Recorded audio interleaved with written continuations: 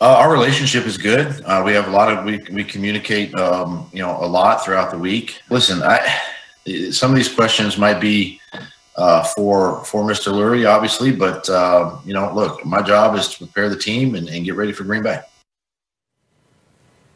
All right. Lots of issues among the Eagles, but of course they play in the NFC East, so anything could happen. They could still take the division. But Max, if they don't make the playoffs, should Doug Pederson be fired?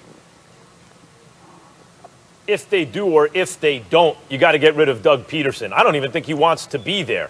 When your defense plays their guts out against Seattle, right? When they play the way they did, and you're on the Seattle 15 down 11 with 8:40 to go, 4th and 4, right? Look, I'm all for being aggressive. Don't worry about the negative outcome, but there's also such a thing as situational football. You're going to need to kick a field goal at least. You have a chance there to limit it to a one-score game, or depending on how you look at it, because you got to go for 2. You got to get it in the end zone twice. Nevertheless, you're still in a position to get the game to overtime, right?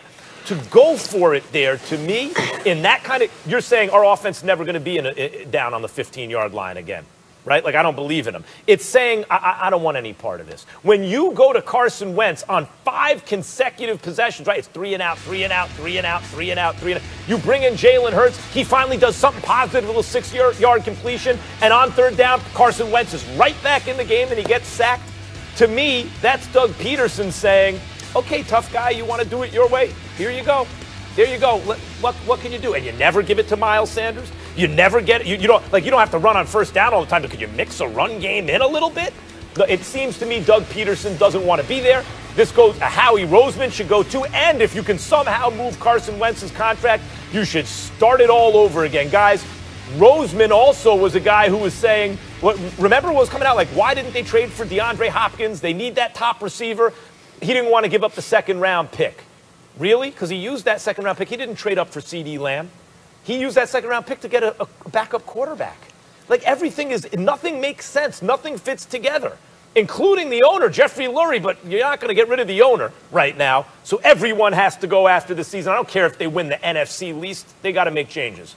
Listen, Roseman hasn't been perfect. He passed up on DK Metcalf and drafted that dude, J.J. Whiteside or Sega, whatever the hell his name is. See, I don't know because I don't care because he's irrelevant. Ortega Whiteside. Yeah, that's exactly all right. We understand that, okay? But let's get that out of the way. But I'm going to tell you, I respectfully disagree. I don't disagree with your takes, Max, just your ultimate conclusion. I'm not giving up on a 28-year-old Carson Wentz who showed me just 3 years ago that he could be great. I think that can be rectified, and I think that ultimately it will be rectified. I think Pederson's tenure in Philadelphia should be contingent on what level of progress we see from Carson Wentz moving forward with these last 5 or 6 games or so. And from there, you make a decision. And I don't need to get rid of Howie Roseman either. He just delivered me a Super Bowl a few years ago, obviously succeeded in the Chip Kelly era. They screwed him over by giving the power to Chip Kelly. They should have never compromised themselves to begin with, but give them credit for making amends and making that correction and then ultimately getting back to giving Howie Roseman some control.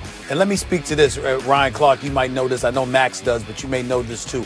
Obviously, I worked in Philadelphia for 17 years. And I worked as a reporter and ultimately was a columnist for my last 7 to 8 years there.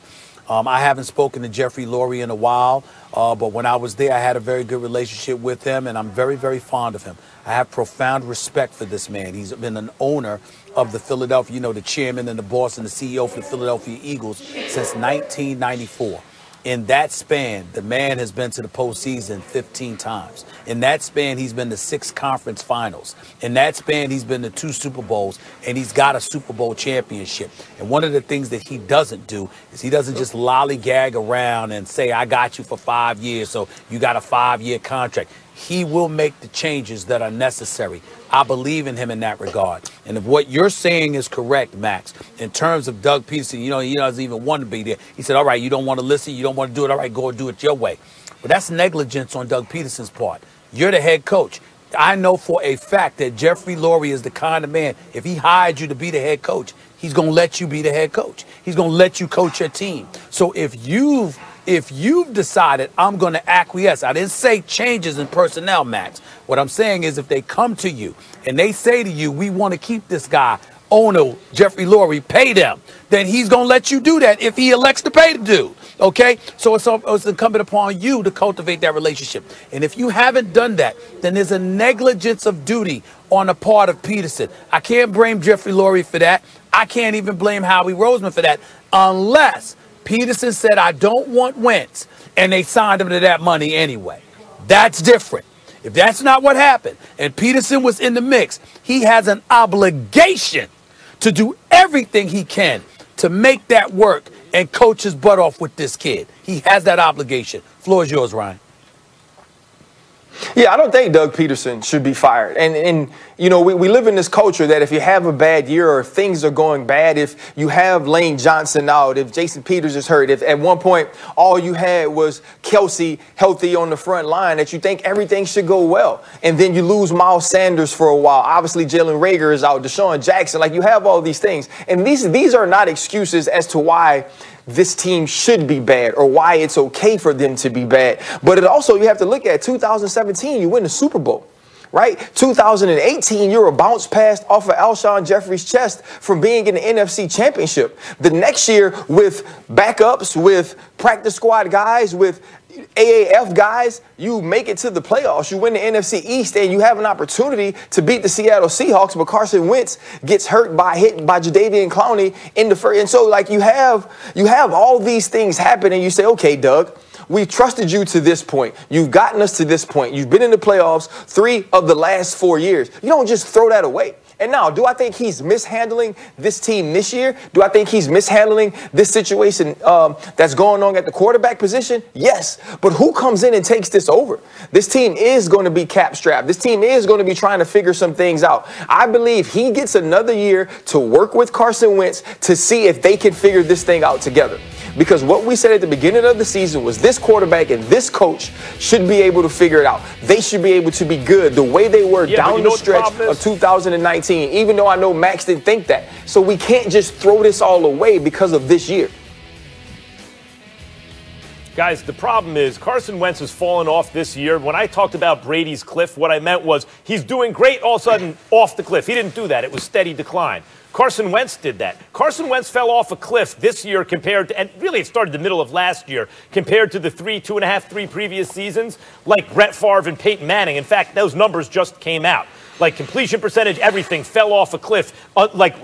As only 5 or 6 quarterbacks in the history of the NFL have fallen off after the previous 3 seasons, right? Something's really wrong. And don't blame the offensive line. Everyone's making excuses. In fact, ESPN Analytics, updated, by the way, through last night's game, say that the Eagles' win on the offensive line, their win rate, is 60%, which places them 12th in the league. That's almost an upper third win rate, but certainly it's over average. So it's not the offensive line. They're actually getting better than average play and protection for Wentz. I'm not saying that's a reason. But he won't run Pederson's offense. He wouldn't do it. Everyone's like, well, Nick Foles, Pederson simplified things for Nick Foles. Well, Nick Foles would run the offense. Wentz does his thing. That's why when he comes out at the press conference and says, that's just the way we do things around here, that's a dude who feels like he has a lot of juice in the organization. And Stephen A., maybe the head coach feels like, what am I supposed to do? This dude can do it and get away with it. Well, again, if you're sitting there, let me ask you this question, Max. Are you reporting that or are you guessing? Has sources told you that Carson Wentz? What have they told you? I won't report it. But I'll say that it's a very educated guess based on conversation.